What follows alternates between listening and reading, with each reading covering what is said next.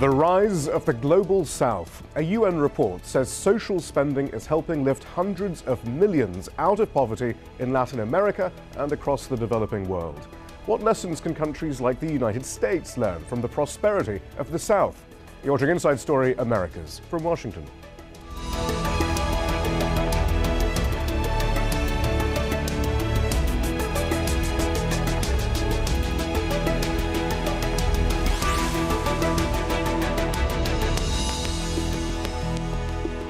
Hello, I'm Shihab Ratansi. In the next 7 years, Brazil, China and India's combined economic output will surpass that of Canada, France, Germany, Italy, the UK and the US put together.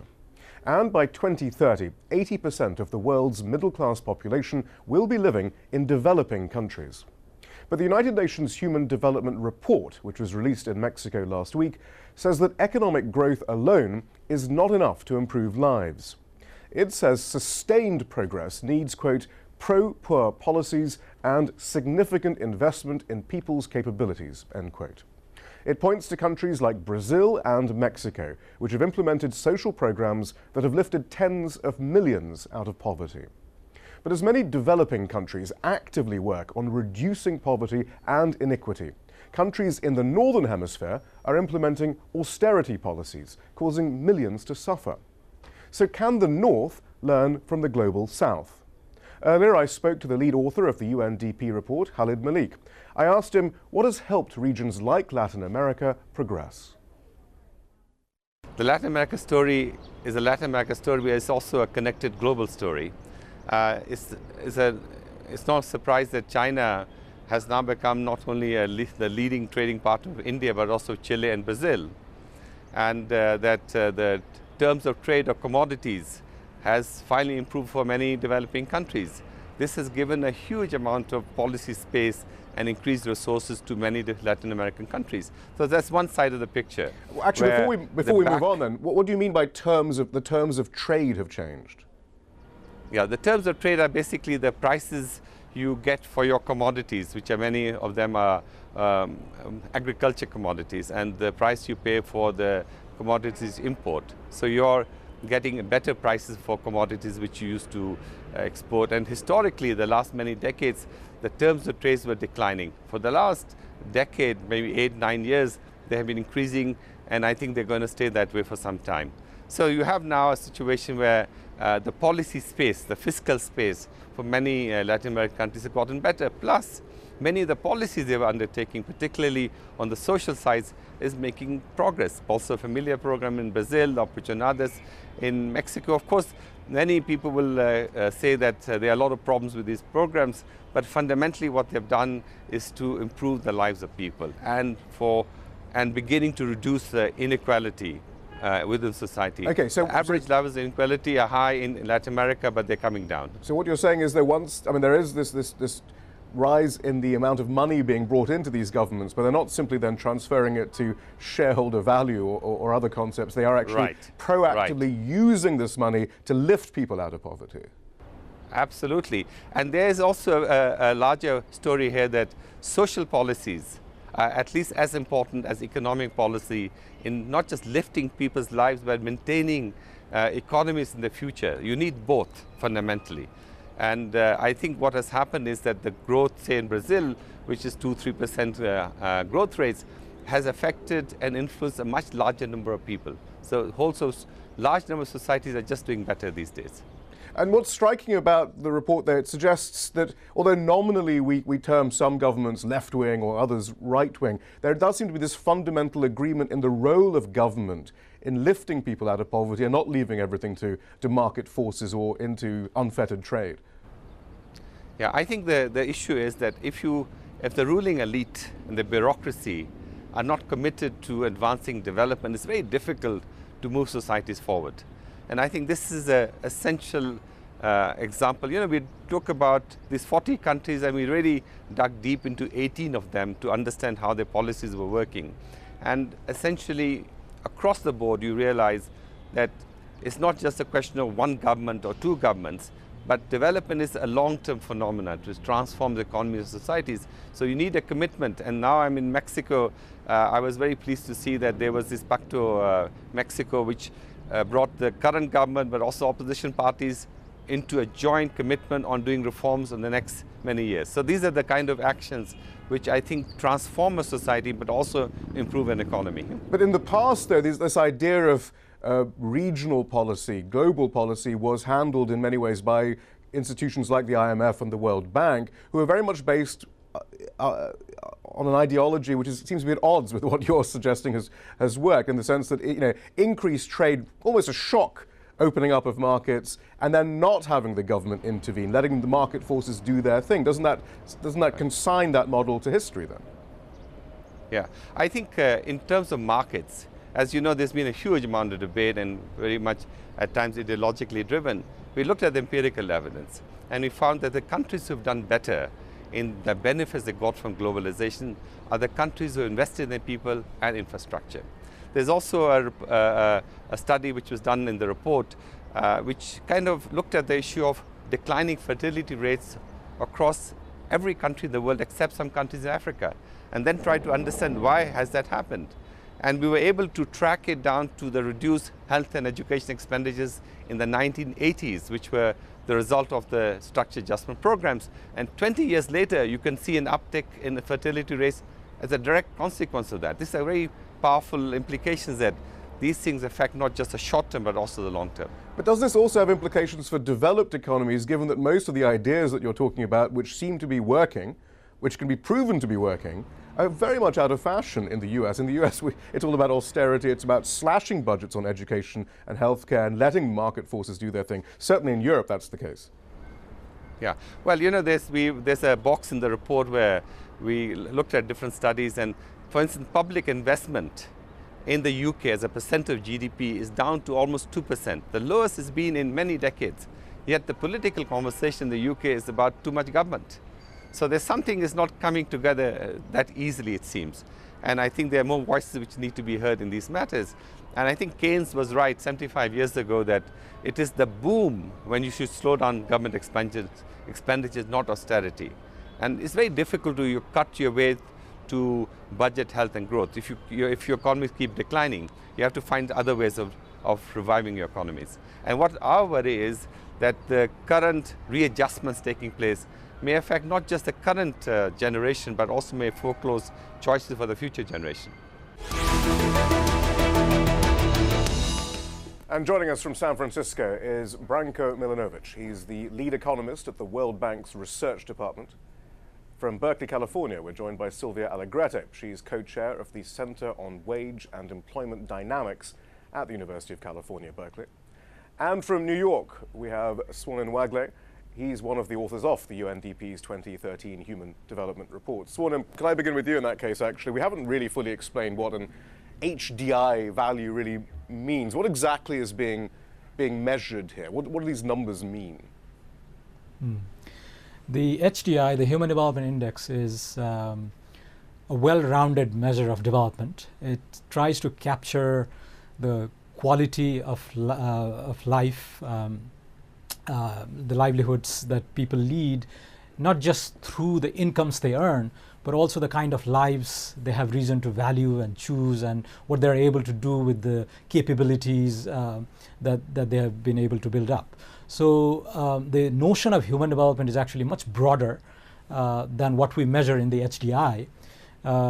So we reduce this broad, expansive notion of human development as this expansion of choices, freedoms, ideas that were first expounded by Amartya Sen and another Pakistani economist, Mahbub al-Haq. Since it's not possible to reduce all these broader notions of development and freedom into a composite index, we sort of look at three key constituents. So the first one is, of course, income. It's important. It allows you to do many things.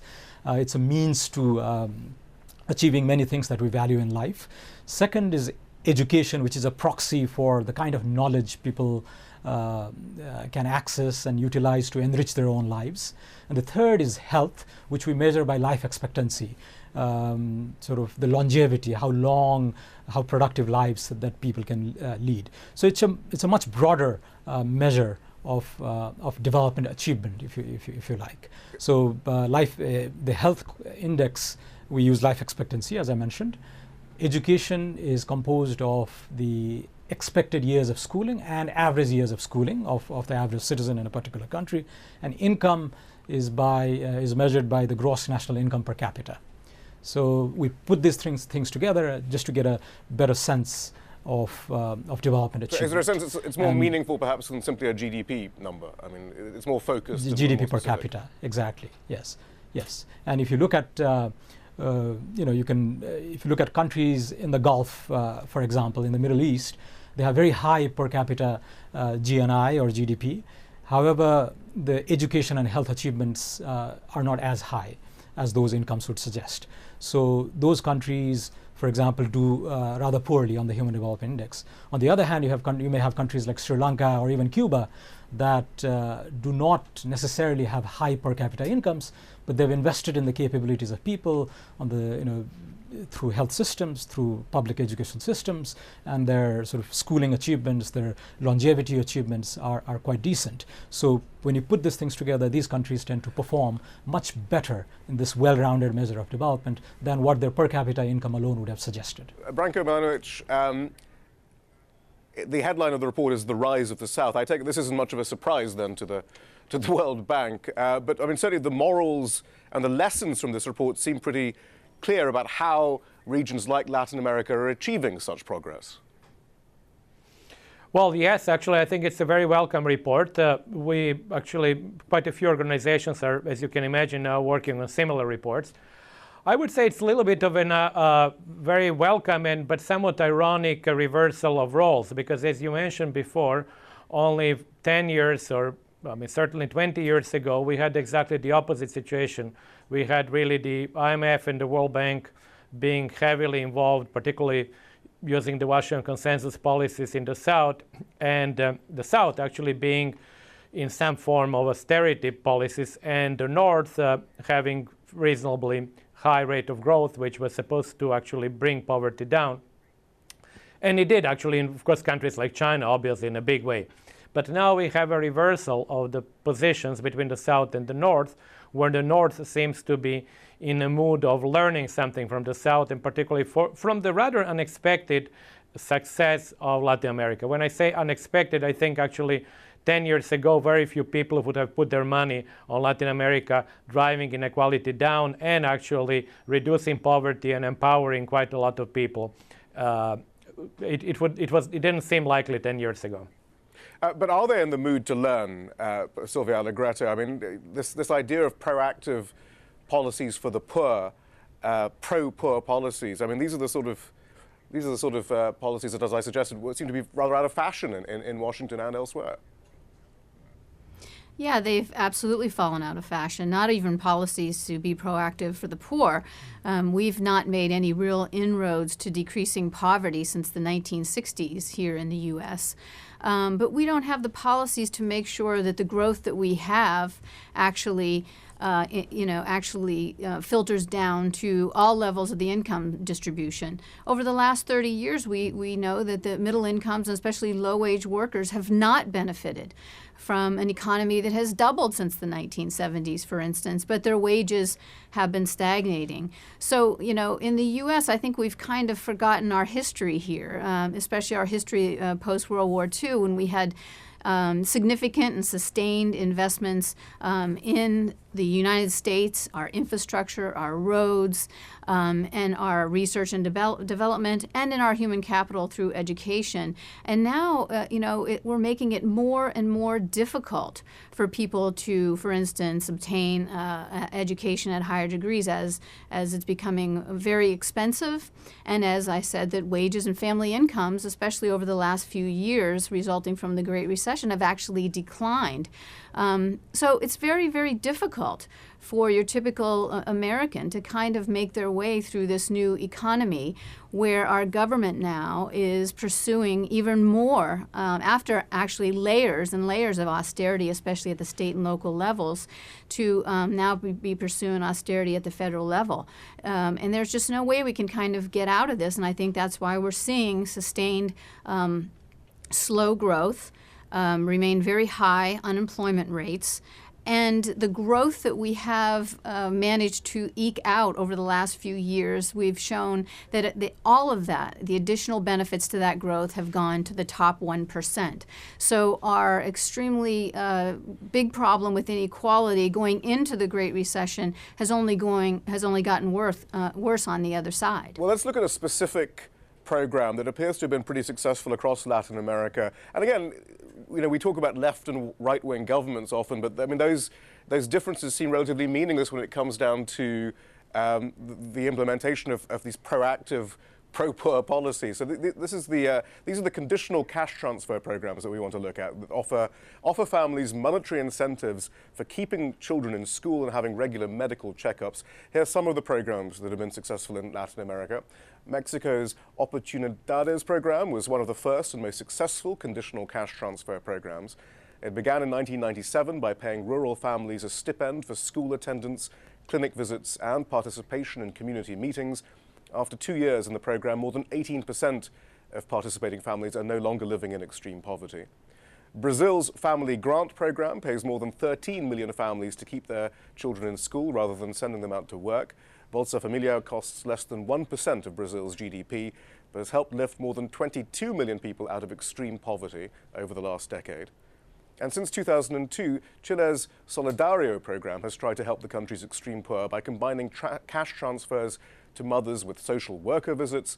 The program also gives the poorest families access to subsidized housing and education. And what's interesting, though, there's a section in the report written by Michael Bloomberg, actually, the New York City mayor, who says, look, we looked at this and we tried this out. And that program in New York is now called the Family Reward Program. And I just spoke, actually, with the person who's administering the Family Reward Program in New York. And he says the problem with trying to get these sorts of programs off the ground in the US is, one, public funding is very difficult to get unless there's a great deal of private funding already in the bag. But secondly, it's just the whole attitude towards preventative social policy. Here's what he had to say. We respond to the emergency, but we are often unwilling to respond to the challenge that created the emergency before it gets to that level. So, everybody understands we need emergency rooms, but the question is, do we invest in preventive health care? We'll invest in foster care for those cases where a family is unable to care for a child, but we won't necessarily invest in keeping the family strong in the first place before you have to get to that point. In too many circumstances, we have what can only be described as a penny-wise, pound-foolish approach. Whether it's in juvenile justice or in education, you'll pay. And you pay when that young person becomes an adult criminal who goes to jail. Or you can pay to provide that young person with a quality education so that they never enter the criminal justice system in the first place. You'll pay either way, but too often in this country we're willing to pay at the end for the crisis, but we're not willing to pay in providing the preventive supports that could have averted the crisis in the first place. So it's unfortunate that often you have to use private dollars to invest in challenges like this, but in many cases that's what we have to do. Branka, I know you've been writing about income inequality and the attempts in the US especially to try and address some of these issues, these worsening issues of income inequality. And yet there seem to be these cognitive barriers almost in dealing with these issues and taking that long view and spending a little bit now to prevent a great deal of expense later. What's going so wrong? Well, it's true, actually. I think it goes back to these cognitive issues, as you call them, it goes back to the 1980s. Where there was a sea change, I think, in the US and the West, and then, of course, sort of carried over to the rest of the world, is that essentially social transfers there are too many of them, they are too costly, they don't do their job, they're wasteful. And there was this ideological change which happened then, and the approach was essentially have growth and have it trickle down to the poor, and they will get jobs and everything will be fine. And as Sylvia said, it is striking. Of course, these issues have not been raised in a big way until the Great Recession happened. But it was striking that in the US, which tripled its income, you had really a constant rate of poverty measured by using a constant in real prices yardstick. So it's really something that you definitely would not expect if the trickle-down economics worked. But as we have seen, it did not work. Now, to start to make a proactive policies and to change that would require a similar sea change, ideological sea change. And this is very difficult to come by because we don't see, or at least I don't see too many traces of that. And as we just saw, the results of the last 3 years have further exacerbated inequality in the US. But in the past, Branko, you've written that even to broach issues of income inequality in even academic economic circles, perhaps, is to be branded as someone who's just peddling in the politics of envy. Is there something particularly American about this, about meritocracy, and about not necessarily rewarding the poor for taking personal responsibility? Is that part of it too, perhaps? Well, it may not have been only limited to the United States, because the U.S., by its very importance and by the number of people who write, does determine to a large extent what the rest of the world thinks. But certainly it was very, very prevalent in the U.S. among academic economists. First, that actually they would not really worry about poverty and inequality because market would take care of both. Secondly, that if you do worry or you mention that or you write about that, somehow you're envious. And third, if you're not envious, then you really want to start a class struggle. So it was not a very popular topic at all. But what role do you think, Swanim, the consideration of inequality has in the economic discussion going on in, for example, the US right now? We've just had a couple of budgets published both by the Democrats and the Republicans. Income inequality doesn't seem to be an issue that, whoever's the brain trust in the Democrat and Republican parties, at least the mainstream part, terribly interested in, really. Well, I think it is changing. I think if you sorry, Swanim first, and then Branko.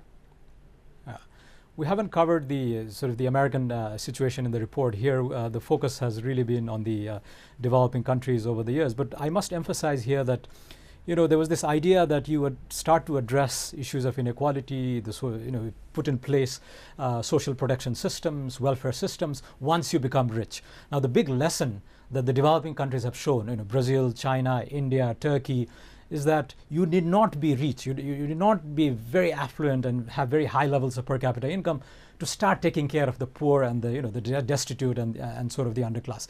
Because in the end, if the people at the bottom don't benefit from the growth process, your aggregate, stupendous performance in economic GDP growth rates and others, a lot of this progress is not sustainable. So you look at India, there's this, in the turn of the century, you have stories about India shining and all that, but they lost the elections. The government that was coming up with that slogan lost the elections. And the government that came in its place sort of learned a lesson and put in place systems like the employment guarantee schemes, for example, and sort of to address inequalities and to make sure that the bottom decile of the population is also part of the success, part of the growth process. You see that in Brazil that we've already discussed about. So I think there's some lesson from what the emerging economies, the big ones, are doing at fairly low levels of per capita income, that actually the developed countries should look at that and not undo what the developing countries are actually beginning to learn. We appear to have just lost Silvia Allegretto on our satellite. Our apologies for that. But Branko, let's just continue that then. Isn't part of the blame, though, precisely the sort of Washington consensus policies embodied in your own institution, the World Bank? There always seems to be a bit of a disconnect between the great work of researchers like yourself and actually the policy proposals that we end up seeing foisted on a lot of governments, which many of these countries specifically mentioned in the report shook off and rebelled against, frankly.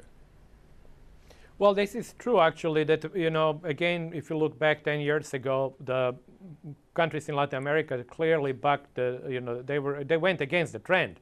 So it is, as I said, fairly interesting that we are now learning from them. And it is true, actually, they have done something that very few people expected they would do.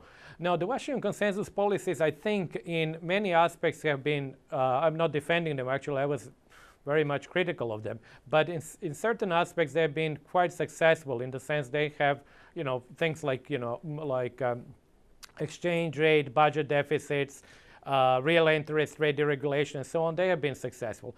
But they have been pursued in other areas, I think, wrongly and single-mindedly. and led to really sort of reduction in social transfers and social spending and investments in education and health and so on, which essentially then translated in lowering potential rate of growth. So in that sense, these policies have not really paid off. They've been wrong. Branko Milanovic, thank you very much. Swan Imwagle, thank you as well. Our thanks also to Sylvia Allegretti. But that's it from the team in Washington, D.C. for now.